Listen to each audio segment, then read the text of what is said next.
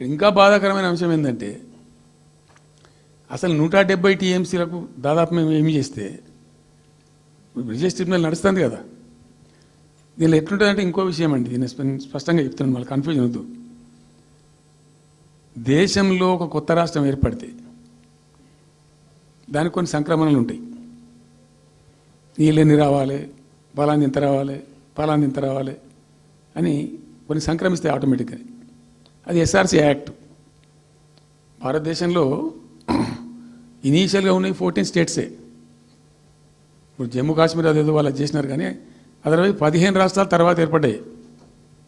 వాళ్ళు దాన్ని ఇప్పుడు యూనియన్ టెరిటరీ చేసింది కదా లద్దాఖ్ను. 15 అంటే ఒరిజినల్గా ఉన్నదానికంటే ఇంకో రాష్ట్రం ఎక్కువ కలిపి కొత్త రాష్ట్రాలు వచ్చినాయి. సో వాటికి పద్ధతి ఉంది. ఏ రాష్ట్రం ఏర్పడ్డప్పుడు దానికి ఏదేమి ఇవ్వాలి, హైకోర్టు ఎట్లా, పలాంది ఎట్లా అన్నీ దానికి ఒక చట్టం ఉంది. అవన్నిటిని బుల్డోజ్ చేస్తూ ఇక్కడ ఇయ్యలే. నీళ్ళు ఎన్ని రావాలా, ఫస్ట్ ఛాయిస్ వాళ్ళకి ఇస్తారంటే ఆ రాష్ట్రాలకు ఇస్తారు. ఏ రాష్ట్రాలు అయితే విడిపోయినాయో మీరు మ్యూచువల్ అండర్స్టాండింగ్లో చేసుకోండి అని ఇస్తారు. ఇక్కడ పొసికే కార్యక్రమం కాదు. కాబట్టి మేము ఏం చేసినామంటే 1 ఇయర్ తర్వాత 1 ఇయర్ లోపు ఒకవేళ పరిష్కారం అయితే 2 రాష్ట్రాలు చేసుకోవాలా, లేదా సెంట్రల్ గవర్నమెంటే ఆర్బిట్రేషన్ ద్వారా చెయ్యాలా కూర్చొని. చేయనప్పుడు ఏం చేయాలంటే సుప్రీంకోర్టు పోవాలి. మేము 1 ఇయర్ తర్వాత కేంద్ర ప్రభుత్వానికి అప్పీల్ చేసినాం. సెక్షన్ 3 వేయండి, మాకు కృష్ణా జలాల పునఃపంపిణీ చేయండి. చేస్తే దాన్ని వాళ్ళు ఖాతరు చేయాలి. మేము సుప్రీంకోర్టుకు పోయినాం. సుప్రీంకోర్టు కోపానికి వచ్చింది కేంద్ర ప్రభుత్వం మీద కూడా. ఒక రాష్ట్రం అంటూ ఏర్పడ్డప్పుడు యాక్ట్ ప్రకారం, పార్లమెంట్ యాక్ట్ ప్రకారం వాళ్ళకి రావాల్సిన అన్నీ రావాలి కదా. మరి ఇది కూడా వాళ్ళకి ఏదో తేల్చండి, మీరు తెలుస్తారా లేదంటే అప్పుడు ఆ మంత్రి, ఆయన పేరు షెకావత్ ఉండే కదా, గజేంద్ర సింగ్ షెకావత్, నేను ఢిల్లీ పోయినప్పుడు నన్ను రిక్వెస్ట్ చేసిన ఆయన, భాయ్ సాబ్ మాకు కూడా ఇబ్బంది అవుతుంది, మీరు అది విత్డ్రా చేసుకోండి సుప్రీంకోర్టులో కేసు, మేము సెక్షన్ 3 చేస్తామండి. అప్పటికి 2-3 ఏళ్ళు గడిచిపోయింది, డిలే అవుతా ఉన్నది. నేను పోయినప్పుడు అలా అడుగుతున్నా, పర్సూ చేస్తున్నా, మాట్లాడుతున్నాం, ప్రైమ్ మినిస్టర్ లెటర్స్ ఇచ్చినాం, అన్నీ చేస్తున్నాం. ఫైనల్గా సుప్రీంకోర్టు చివాట్లు పెట్టిన తర్వాత వాళ్ళు ఉండి మీకు విత్డ్రా చేసుకుంటే దయచేసి మేము ఎట్లా సుప్రీంకోర్టు ఆర్డర్ వస్తుందని తెలిసిపోయింది వాళ్ళకు కూడా. ఆటోమేటిక్ ఇస్తుంది కదా కోర్టు ఆర్డర్, న్యాయప్రదంగా రావాల్సింది ఇస్తుంది. కాబట్టి ఎట్లా తప్పేటట్లేదు ఇక కోర్టు ఆర్డర్ ఎందుకని చెప్పి మీరు విత్డ్రా చేసుకోండి భాయ్ సాబ్, మేము ఇచ్చేస్తాం. మంచిగా విత్డ్రా చేసి మళ్ళీ లెటర్ పెట్టినాం. మీరు చెప్పిన ప్రకారం విత్డ్రా చేసుకున్నామండి అంటే లెటర్ పెట్టండి అంటే పెట్టినాం. అది ప్రాసెస్లో ఉంది సెక్షన్ 3 వేయడానికి. చివరికి వేసారు. ఇప్పుడు సెక్షన్ 3 వేసారు. దాని మీద బ్రిజేష్ ట్రిబ్యునల్ అపాయింట్మెంట్ కూడా అయిపోయింది. ఇప్పుడు వాదనలు జరుగుతున్నాయి, మాకేం రావాలి, మీకేం రావాలి, తెలంగాణ రాష్ట్రం, ఆంధ్ర రాష్ట్రం మాట్లాడుతూ ఉన్నారు. సో ద క్వశ్చన్ ఏంది, అక్కడ ఉంది, ఇప్పుడు తేలుతుంది.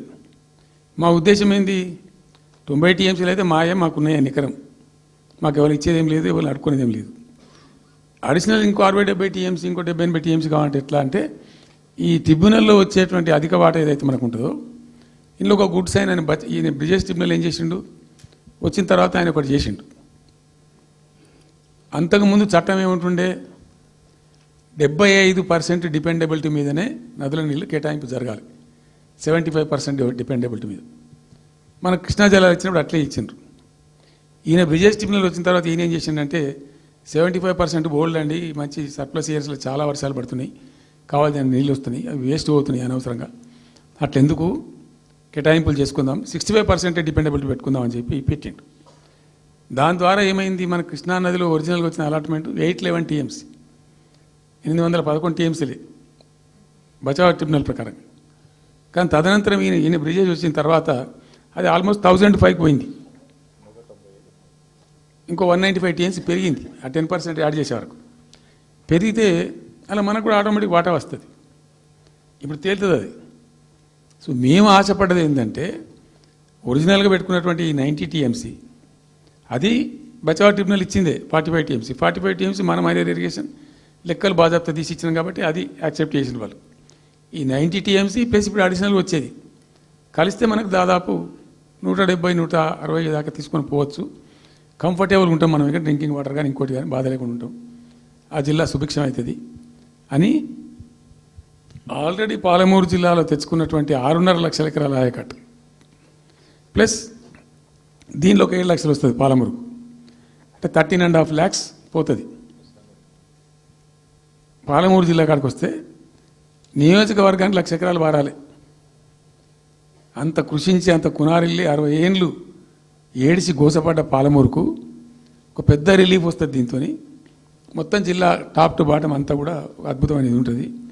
గ్రావిటీ వారెక్కడికి గ్రావిటీ వారుతుంది, లిఫ్ట్ వారుతుంది, చాలా అద్భుతంగా ఉంటుందని చెప్పేసి. తర్వాత వర్షపాతం నీళ్ళు కూడా చాలా వరకు ఈ చెక్ డ్యామ్లలో దానిలో అడ్డుకుంటాం కాబట్టి గ్రౌండ్ వాటర్ కూడా బాగా పెరుగుతుంది. ఎట్లా ఫ్రీ పవర్ ఇస్తున్నాం కాబట్టి దాని ద్వారా కూడా లాభాలు జరుగుతాయని చెప్పి అసెస్మెంట్ చేసి ఇచ్చినాం. నిజంగా కూడా పాలమూరు